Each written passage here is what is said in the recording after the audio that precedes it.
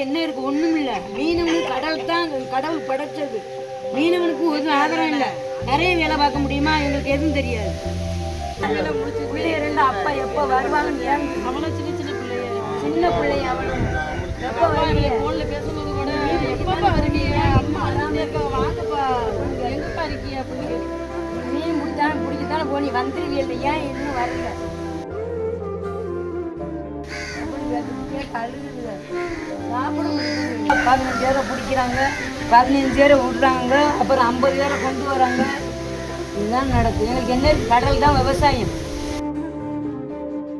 கரை உழவுகளுக்கு கரை விவசாயம், மீனவனுக்கு கடல் தான் விவசாயம். அதில் தான் நம்ம அறுவடை செய்ய முடியும். அதில் தான் சாப்பாடு, பிள்ளைகளை கரையேற்றுறது, படிக்க வைக்கிறது, அவங்க வாழ்கிற எல்லாமே அதெல்லாம் திண்டாதவியில் தான் இருக்குது. அவங்க கொடுத்தா தான் நாங்கள் வாழ முடியும். எங்கள் பிள்ளைங்க வந்து எங்களுக்கு சாப்பாடு அதுதான் தலைமுறை மீனவனுக்கு உள்ள போகக்கூடாது. அது கடவுளை நம்பிதான் உட்கார்ந்து கடவுள் அவர் தான் எங்களுக்கு எல்லாம் பார்க்கணும். அதே போல நீங்களும் எங்களுக்கு சேர்ந்து உதவி செய்யுங்க. நீங்களும் எங்களுக்கு உதவி செய்யுங்க. நீங்களும் எங்களுக்கு கடவுளை நீங்களும் உதவி செய்யுங்க. கடவுளை உங்களை அனுப்பிட்டாங்க தான் நாங்கள் நினைக்கிறோம்.